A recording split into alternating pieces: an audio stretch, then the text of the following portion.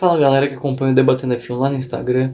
Sim, agora estou aqui no YouTube e vou tentar trazer vídeos para vocês, pelo menos um por semana. A vida é corrida, o homem é de ferro.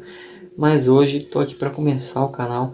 E o vídeo de hoje, como você bem viu no título, é as 10 duplas mais bizarras da história da Fórmula 1.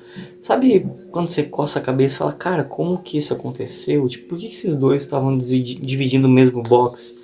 Mas eu vou dizer que seja por escolhas políticas, lesões inesperadas, contratos malucos ou puro desespero, ou até piloto tendo que perder peso para caber no cockpit. O negócio é tenso. Vem comigo pro vídeo. É um mexe, todo mundo mexe, faz o que dá conta. Sim, vamos começar com ela. Ou eles, no caso, né? Fernando Alonso e Nelson Piquet na Renault de 2008. Cara, perdão, o Alonso ele voltava para a Renault depois de 2 anos conturbados na McLaren, né? E o Nelson era um novato, filho do Nelson Piquet, e só. Fechou, valeu, Nelson. Mas, cara, o problema, mano, tinha muitas coisas. Diferença de nível era a maior delas. Sem contar que o Nelson ainda não estava preparado para entrar na F1 de cara numa Renault em 2008. A Renault, pô, ganhou em 2005, 2006, 2007 perdeu para Ferrari. E aí do nada vem o Nelson, o Piquet da vida. Mas, pô, são coisas que acontecem na Fórmula 1. Todo mundo sabe disso.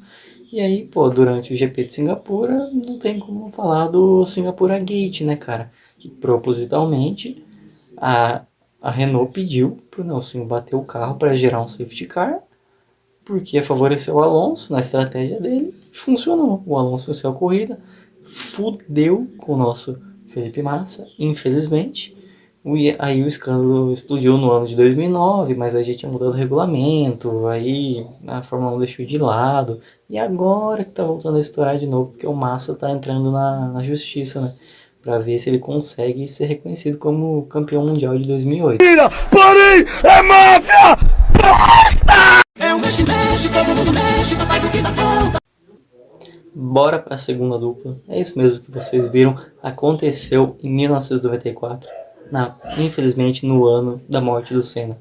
Michael Schumacher, ou Michael Schumacher, e Jos Verstappen, pai do tetracampeão mundial e lenda Max Verstappen.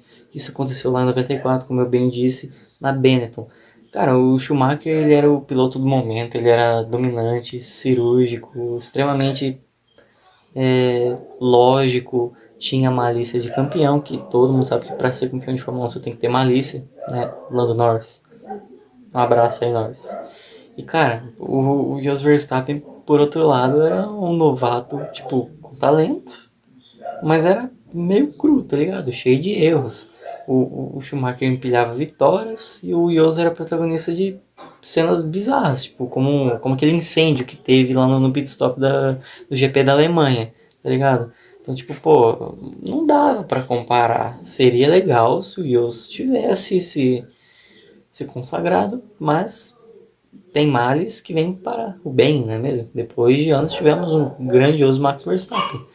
E, pô, a Benetton, cara, era o carro de um piloto só, né? Que nem o Verstappen com o Pérez na última temporada. O Jos não durou muito, né, como titular, só que, pô, fazer o quê?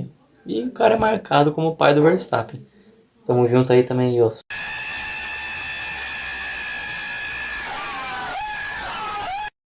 É um mexe, todo mundo mexe, faz o que dá conta. Cara, agora essa aqui é bem bizarra, velho. Kimi Raikkonen, campeão mundial pela Ferrari 2007, e Luca Badoer. Isso aconteceu lá em 2009, todo mundo sabe. O Massa teve aquele grave acidente na Hungria com a mola, que escapou do carro do Rubinho, veio pulando, quicando na pista. O Massa, mais de 200 por hora, tomou uma molada na cabeça, bateu no muro, todo mundo sabe. Aquele acidente muito feio mesmo. E aí, pô, a Ferrari precisava de um substituto. E quem foi o substituto? Luca Badoer. Vocês não estão entendendo errado. Luca Badoer. O cara tava 10 anos sem disputar uma corrida. 10 anos. E, pô, O resultado poderia ser outro, né? Pô, o cara... Ah, velho, 10 anos, cara. Só Ferrari mesmo. Desiste Ferrari. O resultado não teve como ser outro. Nas duas coisas que o Badoer fez, ele foi o último colocado na Ferrari. Longe do ritmo, errando constantemente. E o Kimi ainda conseguia bons resultados, né? Como a vitória em Spa. E é isso. E o Badoer parecia tipo um piloto perdido, foi convidado pela Ferrari só para brincar lá no meio do grid. Era isso que parecia. E logo em seguida a Ferrari teve que substituir pelo Fisichella. E pô, mano, humilhante. Humilhante, né, Ferrari? Melhorem, né? Agora a quarta dupla, Lewis Hamilton e Heikki Kovalainen. Cara, o Hamilton ele tava em ascensão, né? Ele conquistaria o título mundial em 2008. Aí já o Kovalainen veio da Renault, era visto como promissor e tal, só que o cara simplesmente não entregou. Enquanto o Hamilton fazia história com ultrapassagens, poles, vitórias, o Kovalainen raramente conseguia acompanhar, tipo, com o mesmo carro. Pô, é chato falar, mas exemplo do Pérez ano passado com o Verstappen, o mesmo carro, ele não conseguia acompanhar. Tipo, ele venceu uma corrida, mas, né, porque quebrou o motor do Massa, né? Então aí também desiste Ferrari, novamente. Ayrton Senna e Johnny Cecotto. Você viu certo? Você viu aqui no Debatendo Filme.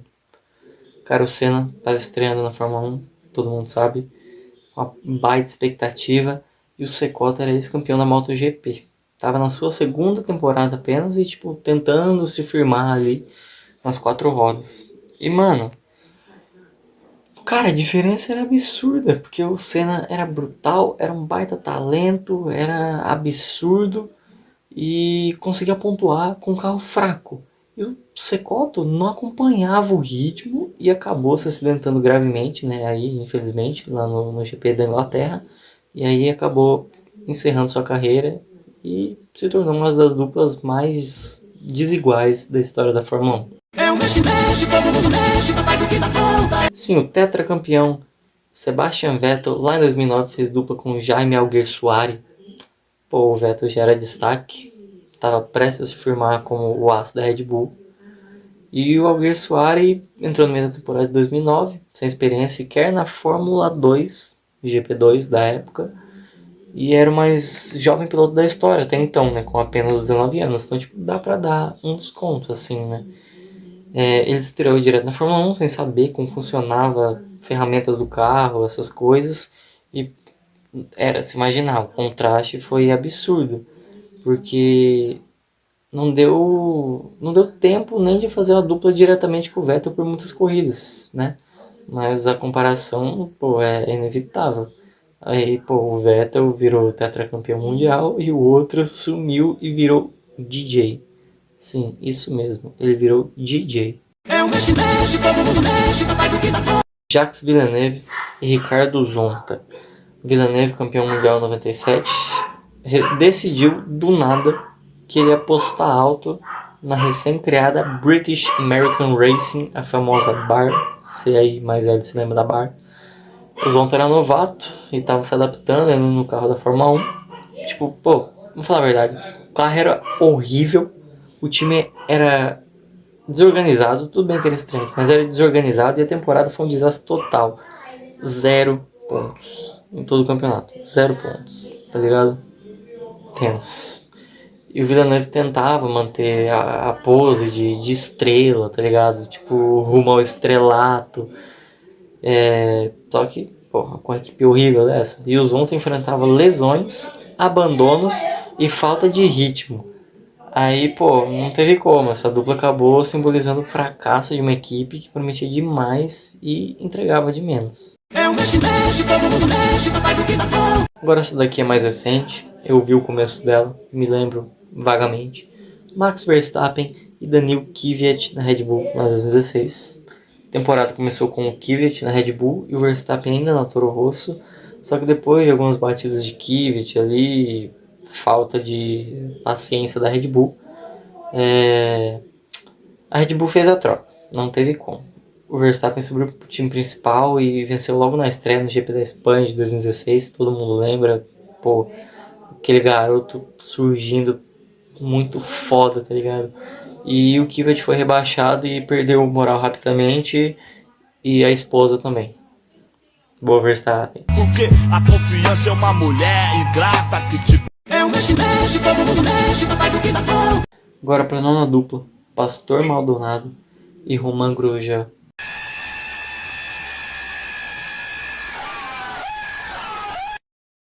Na Lotus. Entre 2014 e 2015. Cara, se existe ou existiu uma dupla do caos, foi essa. O Grosjean tinha talento, todo mundo sabe disso, só que errava constantemente. E, pô, o Maldonado, o cara era o rei das batidas, né? A equipe tinha bons patrocínios e, pô, um passado histórico, né? Pô, a Lotus do Senna, a Lotus preta, com aquele detalhes em dourado maravilhosa. A Lotus é lendária, todo mundo sabe que a Lotus é lendária na Fórmula 1. Só que essa Lotus não foi, porque ela enfrentava problemas financeiros e técnicos, então não veio muitas coisas boas. E pô, o resultado foram corridas cheias de toques, punições e memórias trágicas ou cômicas, para se dizer. E pô, os dois viraram memes. O Maldonado virou sinônimo de acidente na Fórmula 1 e o Grosjean também, rodar, bater, depois infelizmente teve aquele acidente do Bahrein. Graças a Deus o Grosjean não partiu dessa para uma melhor, mas não apaga o passado. Era uma dupla bem caótica, para se dizer. É um mexe, todo mundo mexe, faz o que dá bom. Agora vamos para a 10ª dupla aqui do vídeo. Nigel Mansell e Philip Elliott na McLaren em 1995. Cara, o Mansell já era veterano e campeão mundial. Voltou a F1. Só que, cara, isso é muito engraçado, tá? Tinha um problema inusitado. Ele não cabia no cockpit do carro. Ele não cabia.